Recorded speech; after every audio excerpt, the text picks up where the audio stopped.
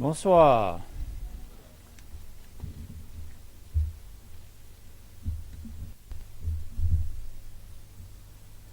Nous allons étudier la Bible si il y a assez de temps. Après, j'ai partagé mon témoignage. Comprenez-vous?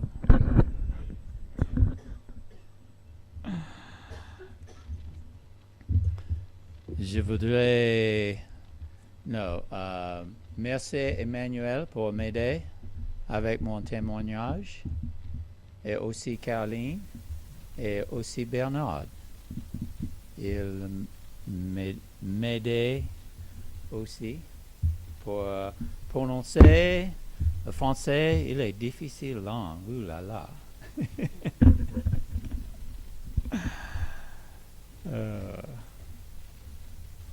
Ok. Je voudrais partager mon témoignage en français avec vous. J'espère que vous allez comprendre. Mes parents ont divorcé quand j'avais 5 ans. Donc, j'ai grandi chez ma grand-mère. Et 12 ans, je suis parti habiter avec ma mère en Caroline du Nord. Ensuite, je suis parti chez mon père en Géorgie, mais seulement pendant une année. À 16 ans, j'ai quitté l'école et je suis allé dans une autre ville pour habiter chez mon cousin. Il avait fait la guerre du Vietnam et il m'a fait connaître le monde de la drogue. Après plusieurs années, je suis retourné chez ma sœur en Caroline du Nord et j'ai trouvé un travail dans une usine de textile. Je continuais à prendre de la drogue et bientôt j'ai commencé à en vendre pour me faire plus d'argent. Comprenez-vous? Okay.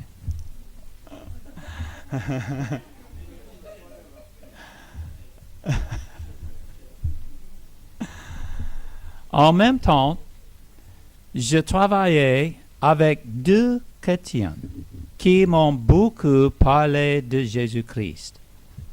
L'un était diacre dans une église baptiste et l'autre était une dame plus âgée qui débordait de l'amour de Dieu. Les deux m'invitaient souvent à aller à l'église, mais sans pression. Ils n'ont jamais fait de remarques sur ma tenue vestimentaire ou sur mon style de vie. Dieu a commencé à travailler dans mon cœur. Et ils ont continué à partager l'évangile avec moi. J'étais content de travailler et de gagner plus d'argent en vendant de la drogue, mais je ne savais pas que Dieu était sur le point de bouleverser ma vie. C'était tard dans la nuit, pendant que je dormais, que j'ai entendu frapper à la porte chez moi. J'ai pensé que c'était quelqu'un qui voulait de la drogue. Donc, je me suis levé pour ouvrir. J'ai demandé « Qui est là ?» La réponse était « C'était la police. Ouvrez la porte ou nous allons l'ouvrir. » J'ai commencé à courir une haute de l'escalier quand la porte est tombée et quelqu'un m'a attrapé par derrière. On m'a arrêté et placé en détention. Ma sœur est venue payer ma caution afin que je sois libre en attendant mon procès. Peu de temps après, alors que j'attendais mon procès, un ami qui venait d'accepter Jésus est venu chez moi. Nous parlions de la Bible et des choses de la vie quand il m'a posé une question. Si Jésus frappait à ta porte, l'inviterais-tu à y entrer? J'ai répondu, oui, bien sûr. Puis il a dit, peut-être que Jésus frappait maintenant à la porte de ton cœur. Vas-tu inviter Jésus à y entrer? J'ai réalisé sur le coup que j'avais besoin d'être sauvé. Je suis allé dans ma chambre, je suis tombé à côté de mon lit et j'ai prié, invitant Jésus-Christ à entrer dans mon cœur. Le lendemain, je suis allé trouver les deux personnes qui m'avaient témoigné à l'usine de textile pour leur raconter ce qui s'était passé. Le diacre m'a invité à l'église et c'est là que j'ai appris la vie chrétienne. Plus tard, j'ai été baptisé et aussi rencontré ma petite chérie Victoria. J'ai accepté le Seigneur Jésus-Christ comme mon sauveur au mois de novembre et Victoria et moi, nous nous sommes mariés au mois de juillet suivant. À la fin du mois, nous célébrerons nos 41 ans de mariage. C'est un long temps. Peu de temps après notre mariage, j'ai comparu devant le juge. Dieu m'a donné l'audace de raconter mon histoire de conversion. Je lui ai dit ce qui s'est passé et que j'avais accepté Jésus-Christ dans ma vie. Le juge était lui-même chrétien et il m'a exhorté à persévérer dans le bon chemin. J'ai été assigné à résidence pendant 90 jours, assorti de 3 années de sursis. À peu près un an plus tard, Dieu m'appelait à prêcher. Je n'avais pas de diplôme, mais j'ai étudié la Bible et je lisais des livres sur la Bible. J'avais le fardeau de partager tout ce que Dieu me montrait dans la Bible et je prêchais partout où je pouvais. Après plusieurs années, je savais que j'avais besoin d'une formation, mais il y avait des obstacles qui m'empêchaient d'aller dans un institut théologique. J'avais un travail à plein temps et une femme et un petit bébé à nourrir. Je n'avais pas les moyens de payer un institut biblique sans travailler. Alors, j'ai continué à prêcher et commencé à prier à ce sujet. Peu de temps après, mon chef m'appelait. Il m'a demandé si je voulais passer contre-maître pour l'équipe de nuit. Cela voulait dire un meilleur salaire et la liberté d'aller en cours biblique pendant la journée. Dieu est bon. j'ai accepté ce poste et je me suis inscrit à un institut biblique. 3 mois plus tard, en 1981, je me préparais à entrer dans un institut biblique. Victoria et moi, nous avons prié que Dieu m'envoie vers une église qui m'accepterait comme pasteur. Une église qui cherchait un pasteur m'invitait à venir prêcher. Elle ne pouvait pas payer le salaire d'un pasteur et elle se trouvait à 1 heure de route de chez nous. Donc, ils ne m'ont pas pu m'accepter. Nous étions déçus, mais nous avons continué à prier.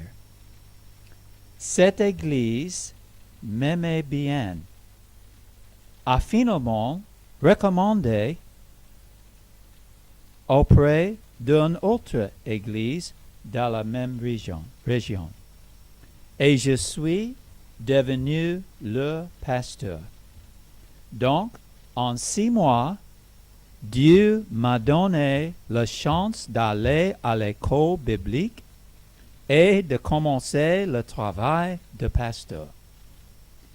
C'est pendant mon pastorat dans cette église que j'ai rencontré M. Somerville et que j'ai visité la France pour la première fois.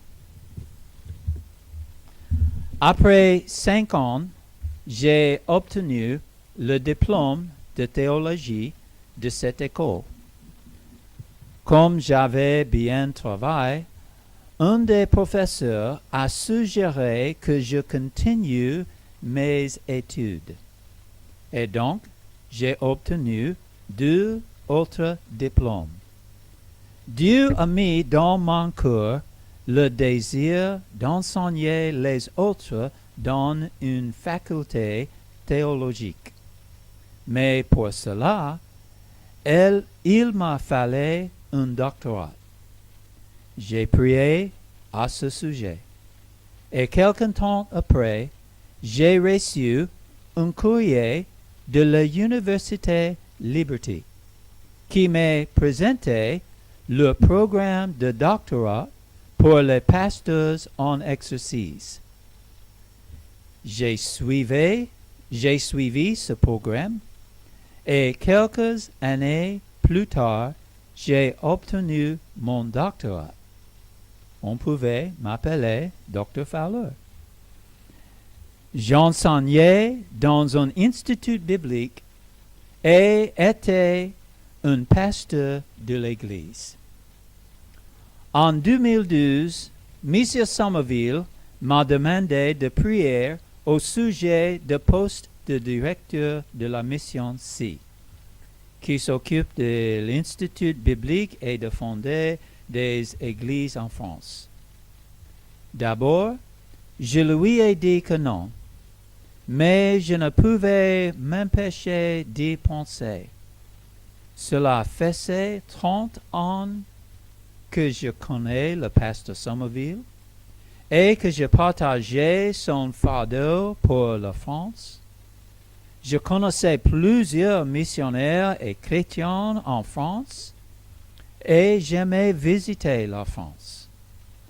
Après avoir prié plusieurs mois, j'ai senti que Dieu était dans cette décision. Et j'ai accepté la position au sein de la CIE. Ainsi, ce vieil homme qui vous parle maintenant a quitté l'école très jeune, puis, par la grâce de Dieu, est devenu pasteur, professeur et missionnaire. Priez pour moi, s'il vous plaît. Priez pour moi que Dieu me dirige en tout ce qui concerne cette mission. Et aussi dans mon service auprès de mon Église en Caroline du Nord. Je vous encourage à toujours suivre Dieu. Si vous avez des doutes ou des questions ou des désirs que vous pensez venir de Dieu, continuez à prier pour cela et à faire confiance à Dieu. Il achèvera l'œuvre qu'il a commencé en vous, selon Philippiens 1:6. Je voudrais vous laisser maintenant avec le verset de la Bible qui soutient ma vie. 1 Corinthiens 15:58. Ainsi, mes frères, bien-aimés, soyez fermes, inébranlables, travaillant de mieux en mieux à l'œuvre du Seigneur, sachant que votre travail ne sera pas vain dans le Seigneur. Merci beaucoup.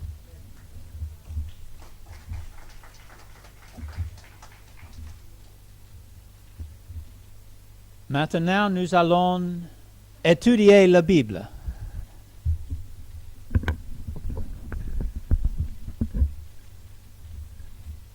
C'est plus important.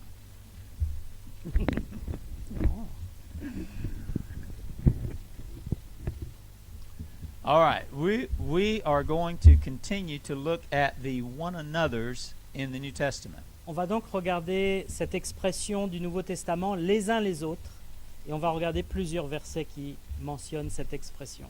And the last time we looked at the negative one another's. La dernière fois que je vous en ai parlé, on a regardé les négatifs, les uns les autres négatifs à ne pas faire. So we're going to take about 15 minutes and look at some of the positive one another's. Et dans les 15 minutes qui nous restent, on va regarder les autres positifs, les choses à faire. And the first one Le premier is found in Romans chapter 12. se trouve en Romains chapitre 12.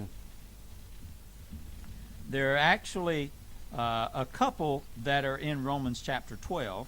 En fait, il y a plusieurs les uns les autres dans ce chapitre. And in this chapter, Paul talks about committing yourself to the Lord. C'est un chapitre où Paul dit qu'il faut se donner au Seigneur, se consacrer à Dieu. Surrendering yourself completely to Him and not thinking like the world, but thinking like God wants you to think. S'offrir à Dieu et ne plus raisonner comme le monde, mais raisonner comme Dieu le veut. And then he talks about the body of Christ, the church. Ensuite, il parle du corps de Christ, l'Église.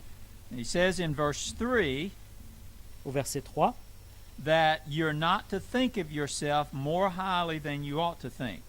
il dit ne pas avoir une trop haute opinion de soi-même, But you think of yourself based on what God has given you. mais en fait, il faut penser à ce qu'on est par rapport à ce que Dieu nous a donné. Some people beat themselves up all the time. Il y a des gens qui se flagellent continuellement. And then there are other people who exalt themselves all the Et il y en time. a un autre, c'est l'inverse, ils se vantent tout le temps. And Paul says we're to be sober-minded Paul dit qu'on doit être équilibré. and not think of ourselves more highly than we ought to think. On ne doit pas penser qu'on est plus haut que ce qu'on est, But we also don't have to think of ourselves less than God thinks of us either. mais il ne faut pas non plus penser qu'on est plus bas que ce qu'on est vraiment. And that goes for the entire body of Et Christ, c'est vrai pour tout le corps de Christ. as far as what we think about one another as well. Et justement, par rapport à les uns les autres, on doit se voir comme ça les uns les autres. He says in verse 4, there are many members in the body of Christ, Verset 4, il dit qu'il y a plusieurs membres dans le corps de Christ. but they're all in the same body. Mais tous ces membres forment un seul corps. And not all those members have the same office or the same function. Mais tous les membres n'ont pas la même fonction. But we are all a part of the body of Christ. Et nous faisons partie d'un seul corps, le corps de Christ. And if you look in verse number 5, Au verset 5, he says, even though there are many of us, il dit bien que nous soyons plusieurs, différents, we are one body in Christ. nous sommes en fait un seul corps. And every one of us are members one with another. Et nous sommes membres les uns des autres. Now, this one another is not something that he's telling us to do, but this is something that he tells us that we are.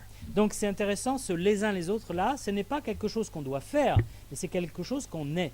We are all members of the same body. Il dit, nous sommes tous membres les uns des autres.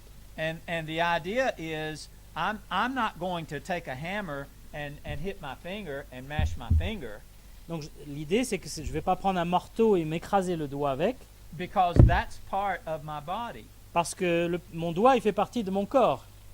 I'm not going to take my foot and kick this column and break my toe because it would hurt my body. Je ne vais pas me mettre à taper dans cette colonne avec mon pied et me casser le doigt de pied parce que ça va me faire mal. And I'm not going to intentionally harm a part of my body because if I do, that harms me. Et donc normalement, si je suis normal, je ne vais pas me faire mal à une partie de mon corps parce que ça me fait mal à tout mon corps. And so in the body of Christ, we are members one of another. We're all together, one body. Dans le corps de Christ, c'est pareil, nous sommes tous membres les uns des autres, donc chacun a son importance. And we can't hurt one another without hurting ourselves, hurting the body. Et si on fait mal à l'un des membres du corps de Christ, on fait mal à tout le corps, à soi-même. So the first one another in Romans 12 is in verse 5 where he says we are members one of another. Donc, la première fois qu'on trouve dans ce chapitre les uns les autres, c'est au verset 5.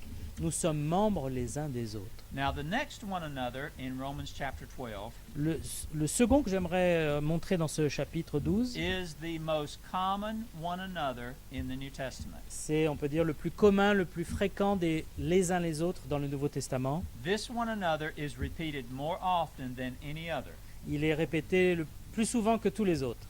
And it may be, the reason for that may be because this is the same one another that Jesus gave his disciples.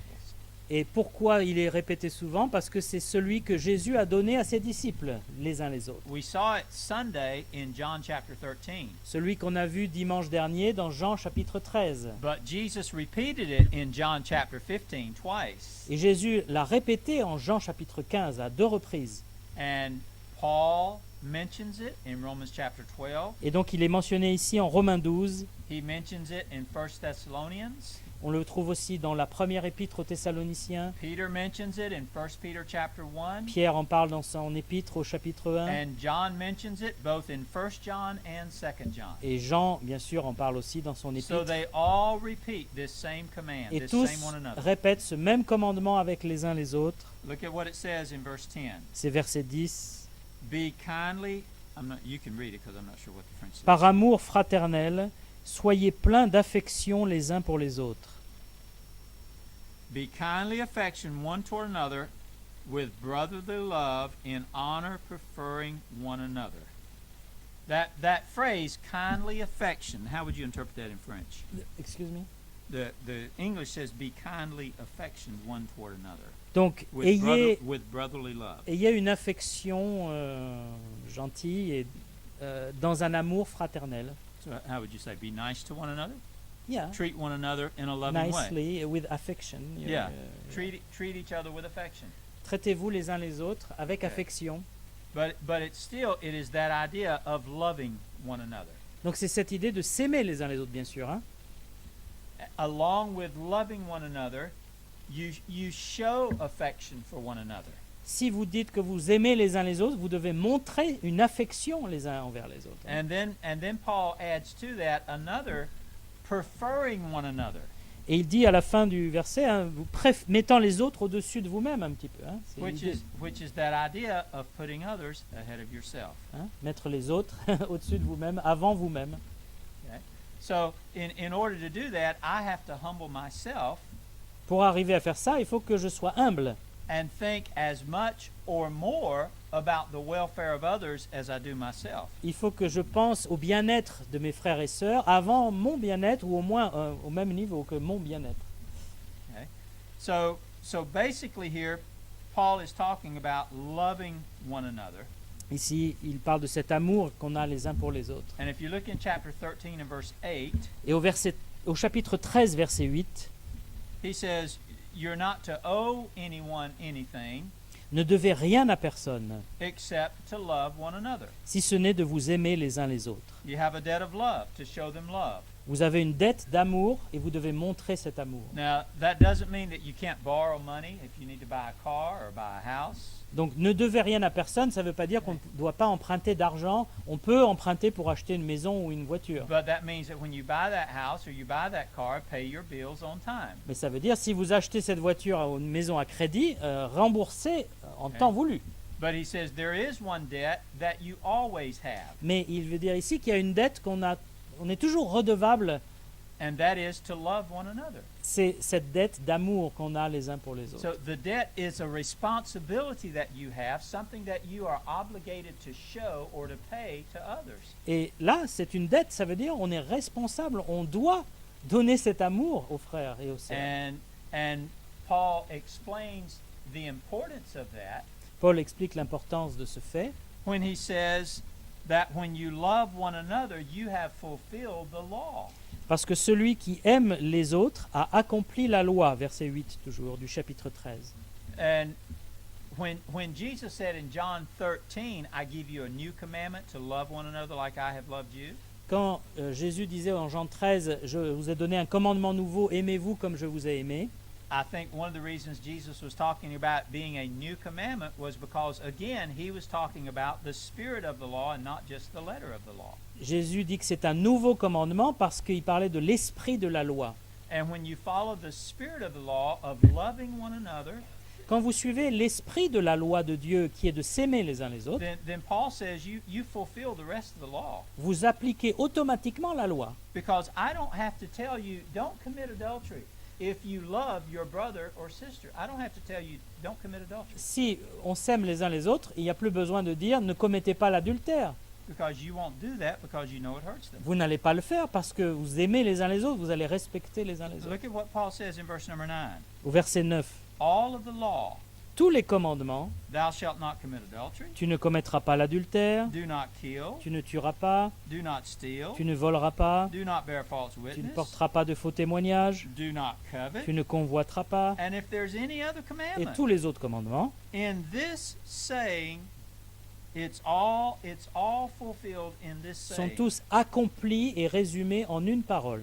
Thou shalt love thy neighbor as thyself. Tu aimeras ton prochain comme toi-même. And then he goes on to talk about the characteristics of love and how when we love one another, we basically fulfill the law that God's given us. Il explique donc que quand on s'aime les uns les autres, on accomplit la loi que Dieu nous a donnée dans l'Ancien Testament. So this command to love one another is the most repeated one another in the New Testament. Donc ce commandement de s'aimer les uns les autres est celui qui est le plus répété avec les uns les autres, dans les expressions les uns et les autres. But in Romans 12 there's one other, Mais en Romains 12, il y en a un autre, and it is also in verse number 10 au verset 10 toujours, when he says we are to prefer one another. Alors, I have another translation. Et user de prévenance réciproque. Et dans la seconde 21, ils disent rivaliser d'estime réciproque. Voilà. Now, he has put it in verse 10 where I think it's more part of that showing love to one another. Je pense que ça veut une expression de cet amour qu'on doit avoir les uns pour And les we autres. talked about that a few minutes ago. On en a parlé déjà, But if you look in verse number 16, mais au verset 16 du chapitre 12, he says, be of the same mind one toward another. il dit ayez un même esprit les uns avec les autres, ou vivez en plein accord les uns avec les autres. Now, does that mean that we as Christians have to agree on everything? Est-ce que ça veut dire qu'on doit toujours être d'accord tous ensemble sur tout? Well, we know that's not true because there were times when Paul didn't agree with the people who worked with him. C'est pas possible. Même Paul avait des désaccords avec certains autres missionnaires. On voit ça dans le Nouveau Testament.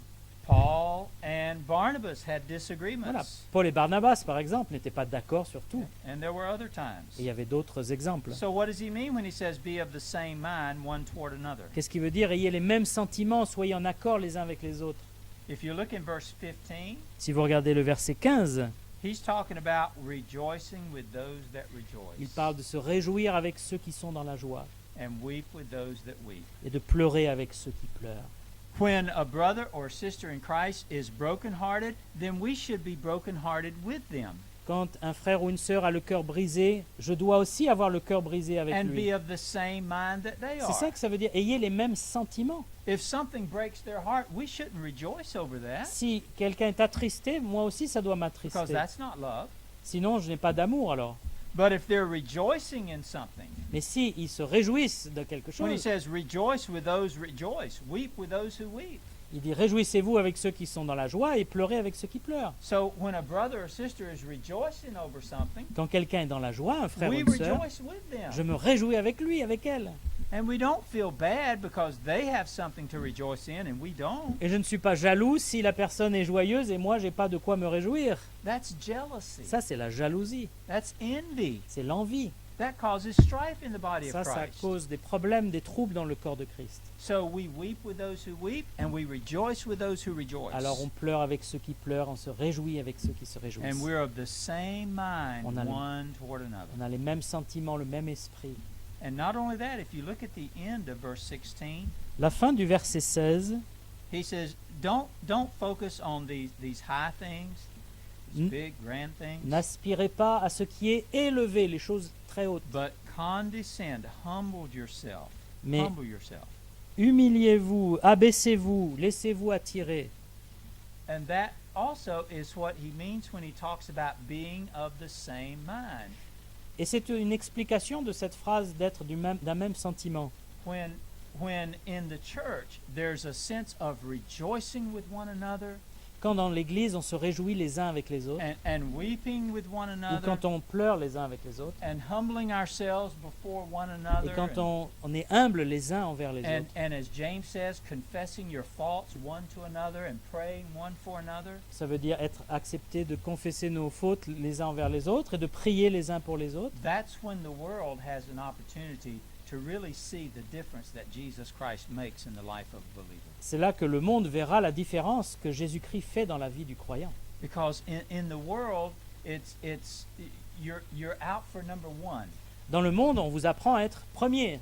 It doesn't matter who you step on or who you hurt or who you have to knock out of the way to get what you want. S'il faut marcher sur les autres, s'il faut pousser, bousculer, il faut être le premier. But Jesus said it's not to be that way in the church. Mais Jésus a dit dans l'Église, c'est pas comme ça que ça doit se passer. In the church, we humble ourselves before one another. Dans l'Église, on est humble, on s'humilie même devant les We autres. have the same mind one with another. On a les mêmes sentiments les uns envers les We autres. put others ahead of On ourselves. met les autres au-dessus de nous. We treat each other with niceness. We're nice to each other and treat each other and show each other On se compassion comporte avec gentillesse les uns envers les autres. because we recognize that we are all in the same body. Parce que nous réalisons que nous sommes dans le même corps, le corps de Christ. We are members one of another. Nous sommes les membres les uns des autres. We prefer one another. Nous mettons les autres au-dessus, nous avons des prévenances envers We eux. show affection to one Nous leur another. montrons de l'affection And we're of the same et mind. nous avons un même sentiment, One with another. un même esprit. And that's just in Romans 12. Ça, c'est juste dans Romains chapitre 12. So maybe the next time we'll talk about more of them. Et on verra d'autres la prochaine fois que je serai là. Donc, thank you very much. Merci. Merci beaucoup. On pourrait chanter un cantique.